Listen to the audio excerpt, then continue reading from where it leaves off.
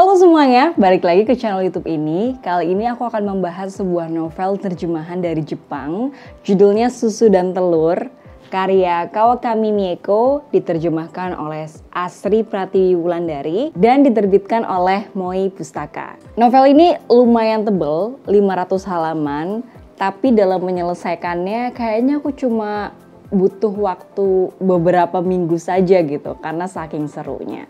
Jadi Susu dan Telur itu mengisahkan imbas dari perempuan yang memiliki susu dan telur. Susu berarti payudara dan telur berarti sel telur. Dan juga mengajak kita berpikir sebetulnya hak tubuh manusia atau susu dan telur itu siapa yang paling memiliki kuasa atasnya? Apakah perempuan itu sendiri yang memiliki kuasa atas tubuhnya atau orang lain? Nah, dalam buku ini kita diajak memikirkan dua hal tersebut. Mungkin kita ke judulnya dulu ya. Kenapa kalau di terjemahan bahasa Indonesianya mereka memilih susu dan telur? Karena kalau di terjemahan bahasa Inggrisnya judulnya adalah Breast and Eggs. Jadi masih ya payudara dan telur gitu, dada dan telur gitu. Tapi kenapa di sini memiliki terjemahan susu dan telur? Kalau nggak tahu ya novel ini tentang apa, mungkin ketika menangkap susu dan telur, dipikirnya apakah susu dan telur yang ada di minimarket gitu kan.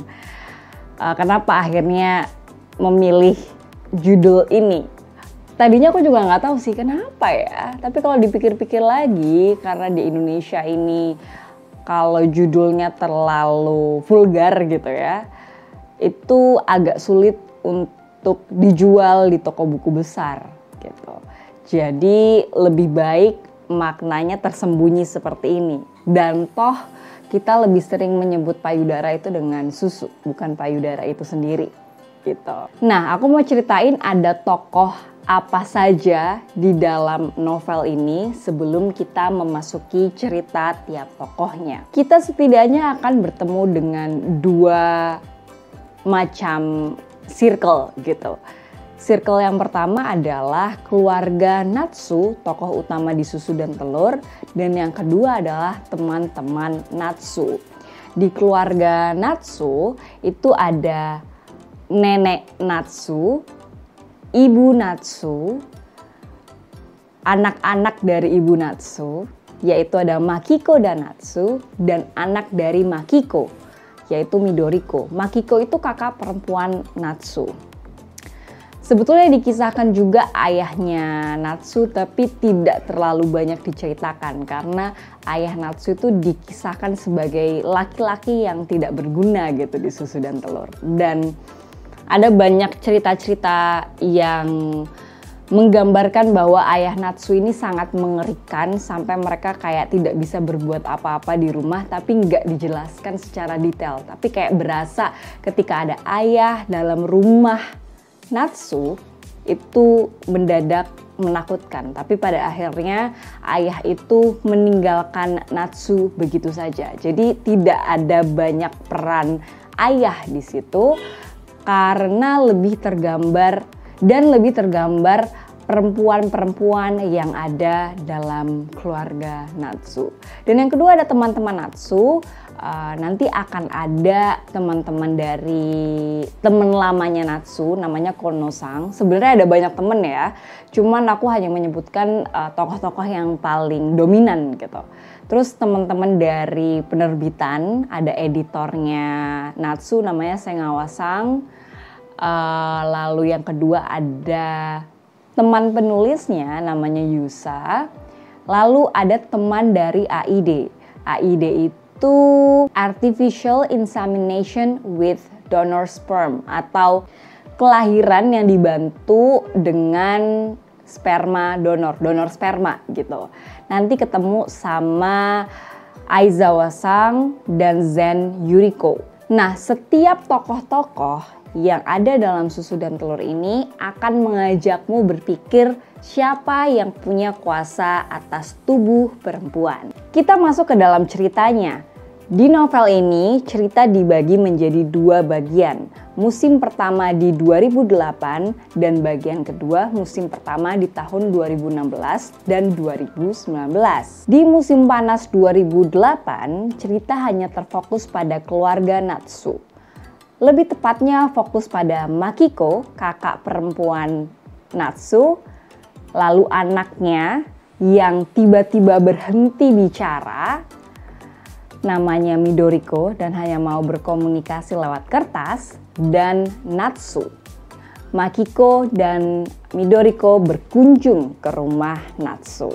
Keluarga Natsu itu miskin dari generasi ke generasi. Dan penggambaran kemiskinannya menurutku menarik dan berbeda gitu. Di bab pertama aja ditulis bahwa kalau kamu mau menggambarkan sebuah kemiskinan, coba tanya orang lain itu tinggal di rumah dengan berapa banyak jendela. Semakin sedikit jendela di dalam rumahnya, berarti semakin miskin dia. Atau dia juga menulis bahwa kemiskinan itu tidak akan pernah dipahami oleh orang yang kaya. Jadi penggambaran kemiskinan dalam Susu dan Telur ini menurutku sangat menarik. Nah, kita masuk ke kisah Makiko, Natsu, dan Midoriko. Cerita menjadi pelik ketika Makiko ingin implan payudara karena dia nggak percaya diri dengan payudaranya, karena dia pikir payudaranya berubah ketika dia selesai menyusui, menjadi lebih hitam, menjadi lebih kendur, dan segala macam deskriptif yang kata temanku, aku harus membaca buku ini karena bakal relate karena aku sedang menyusui. Dan sebetulnya iya, penggambaran payudara yang berubah dalam Susu dan Telur dan rasa insecure yang dialami Makiko itu aku alami. Cuma bedanya Makiko itu sangat kritis dalam segi detail-detail warna, bentuk. Cuman aku hanya melihat perubahan makna gitu. Kalau payudara dulu mungkin pada pandanganku lebih pada perlu ditutupi karena memancing nafsu dan lain sebagainya gitu ya.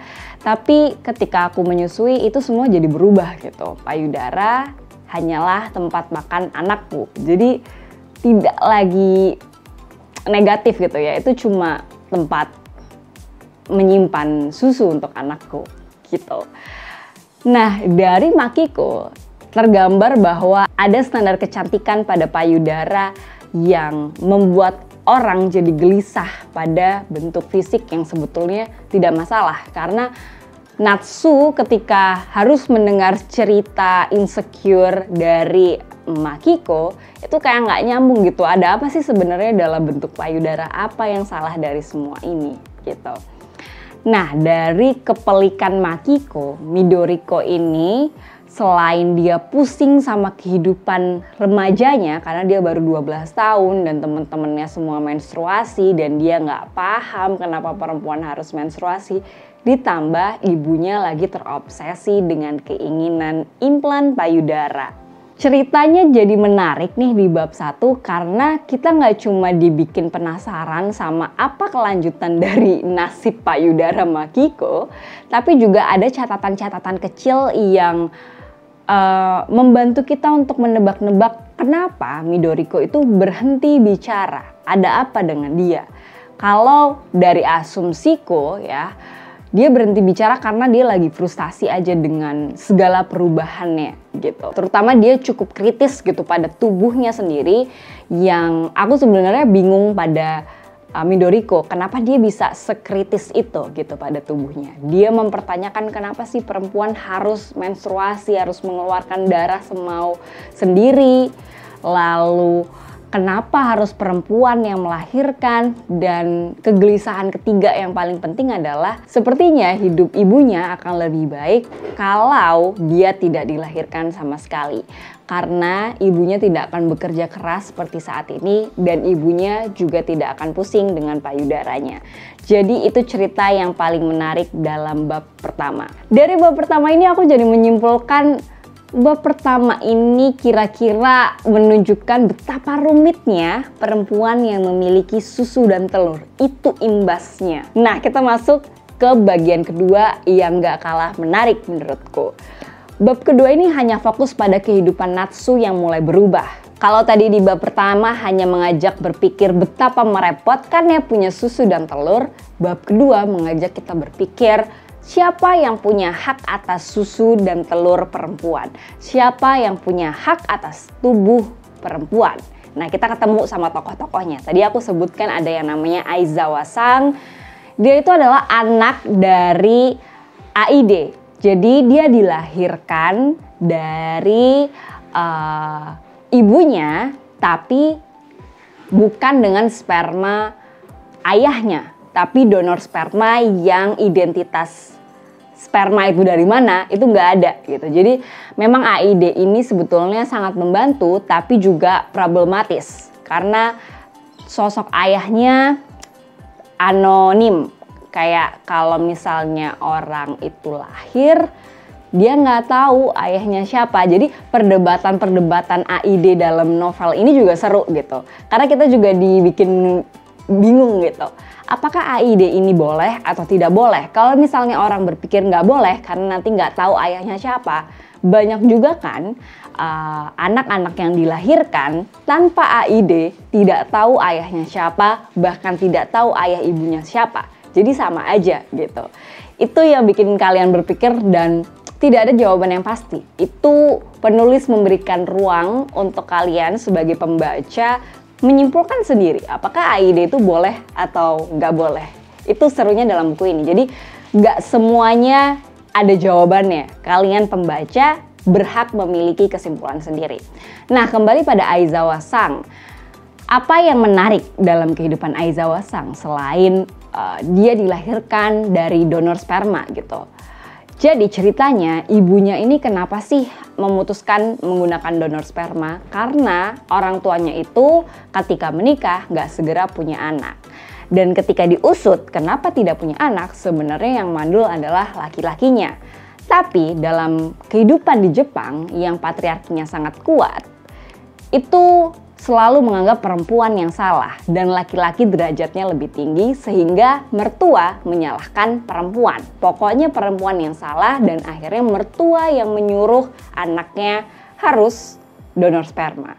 Jadi keinginan punya anak itu tidak didasari oleh perempuan itu sendiri, tapi karena orang yang lebih punya kuasa, laki-laki dan mertua gitu. Dan mertua itu pun didasari oleh cara berpikir bahwa anak laki-lakinya yang paling benar, yang salah selalu anak perempuannya gitu.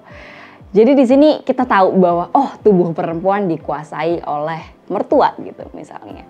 Selanjutnya ada namanya Kono-sang, temen lamanya Natsu. Kehidupan Kono-sang itu ribet banget. Dia harus mengurusi suaminya yang depresi, harus ngurusin mertuanya, dan lagi-lagi dengan keadaan yang rumit itu perempuanlah yang tetap salah. Menantunya yang perempuan inilah yang tetap salah di mata mertuanya.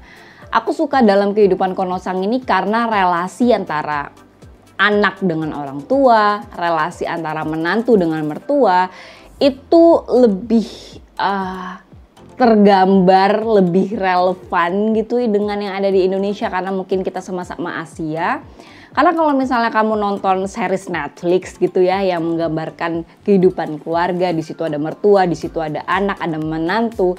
Kadang aku nggak bisa ngerasa relevan karena orang tua maupun mertuanya meskipun mereka punya keinginan, mereka tuh tetap bisa diajak ngobrol. Mereka itu bisa diajak berpikir bersama. Mereka tetap memberikan hak dan izin gitu ya untuk anaknya atau menantunya mengambil keputusan yang berbeda. Tapi berbeda dengan Asia, kekuasaan mutlak itu seringkali ada di orang tua atau mertua dan laki-laki. Jadi cerita Kono-sang ini membuatku lebih betah lagi sih baca Susu dan Telur. Lalu kita ngobrolin soal Natsu deh. Jadi di bab kedua ini sebenarnya yang bikin menarik adalah di bab 1 sebenarnya dijelasin. Makiko adalah perempuan yang sudah dibuahi sel telurnya. Midoriko itu perempuan yang sel telurnya tuh baru mau bisa dibuahi gitu. Dan ada Natsu yang sel telurnya tidak ada rencana dibuahi. Kenapa ada rencana tidak dibuahi?